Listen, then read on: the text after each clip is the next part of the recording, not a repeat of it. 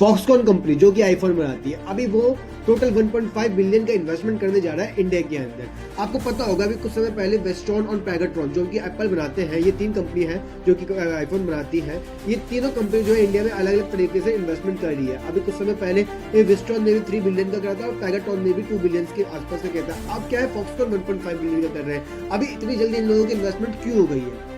तो आपको एक डाटा बताता हूँ। आप देखेंगे 2014 से पहले इंडिया में जो था आईफोन मैन्युफैक्चरिंग नहीं होता था। 2014 छोड़ो, 2020 से पहले तक इंडिया में आईफोन मैन्युफैक्चर नहीं होता था। पर 2020 के बाद एप्पल ने सोचा कि हमें चाइना के अलावा किसी और कंट्री में भी आईफोन बनाना शुरू करना चाहिए।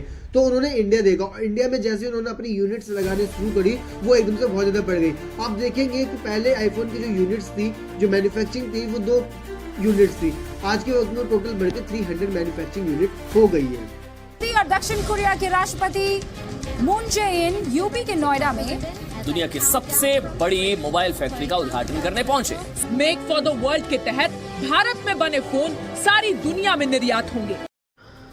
आप ही देखेंगे 2014 से पहले जो था आईफोन जो था वो 92% हम बाहर की कंट्री से खरीदते थे, जो कि चाइना ही था। अगर आज के वक्त की बात करो तो टोटल 97% मोबाइल जो है हम मेड इन इंडिया बना रहे हैं और मेड इन इंडिया खरीद रहे हैं। आपने देखा है कि गूगल ने भी हाल ही में ये घोषणा की है कि वो अपने पिक्सल फोन्स भारत में बनाएगा।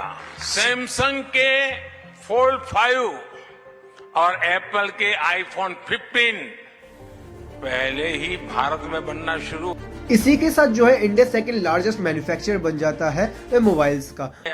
भारत दूसरा सबसे बड़ा मोबाइल फोन बनाने वाला देश। बट अगर आज भी आप देखेंगे चाइना हमसे बहुत ज्यादा ऊपर है। टोटल वर्ल्ड का 67% मोबाइल जो है चाइना में ही बनता है और इंडिया में बात करें तो मात्र 12% जैसा इंडिया में बनता है। पर हाँ, अगर मैं बात करूँ 2030 तक हम चाइना को बहुत ज्यादा टक्कर दे देंगे मैन्युफैक्चरिंग के नाम पे। चाइना का जो है मोबाइल मैन्युफैक्चर हब बनने में कम से कम 20 से 30 साल लगे हैं, पर आप देखेंगे इंडिया जो है कम से कम 6 से 7 सालों में बहुत अच्छा काम कर रहा है। पर ऐसा बताया जा रहा है 5 सालों में हम चाइना को मोबाइल मैन्युफैक्चरिंग में बहुत ज्यादा टक्कर दे देंगे 2030 तक।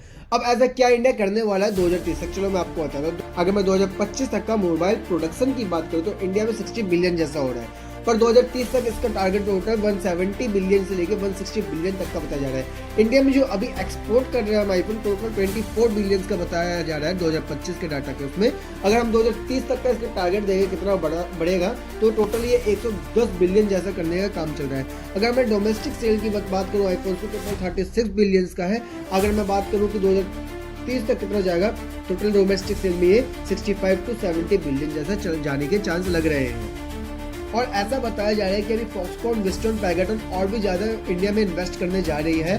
धीरे धीरे अपनी इन्वेस्टमेंट इंडिया में बढ़ा देंगे। धीरे धीरे चाइना से जो है टोटली पुल आउट कर देंगे, टोटली बाहर निकल जाएंगे और इंडिया में अपने इन्वेस्टमेंट्स को ज़्यादा बढ़ा देंगे। क्योंकि आपको पता है इंडिया में बहुत ज़्यादा चीप लेबर हो गई है और आज के वक्त में चाइना में थोड़ी महंगी लेबर होती जा रही है, क्योंकि वहाँ पे एज ए ह्यूमन कॉस्ट बहुत ज़्यादा बढ़ गई है। इंडिया में आज ह्यूमन कॉस्ट बहुत ज़्यादा सस्ती है। इस वजह से ये तीनों कंट्री इंडिया में इन्वेस्टमेंट कर रही है और इंडिया में आप देखेंगे बहुत ज़्यादा आगे आने वाले टाइम में मोबाइल के उसमें बहुत ज़्यादा ही प्रोडक्शन बढ़ने वाली है, क्योंकि सैमसंग भी इंडिया में इन्वेस्ट कर रहा है, वीवो भी इंडिया में इन्वेस्ट कर रहा है और आप देखेंगे ओप्पो भी इंडिया में इन्वेस्ट करने जा रहा है। तो इंडिया एज अ मैन्युफैक्चरिंग जो सेकंड लार्जेस्ट है, ऐसा बताया जा रहा है 2032 तक कहीं ना कहीं हम चाइना को टक्कर दे देंगे।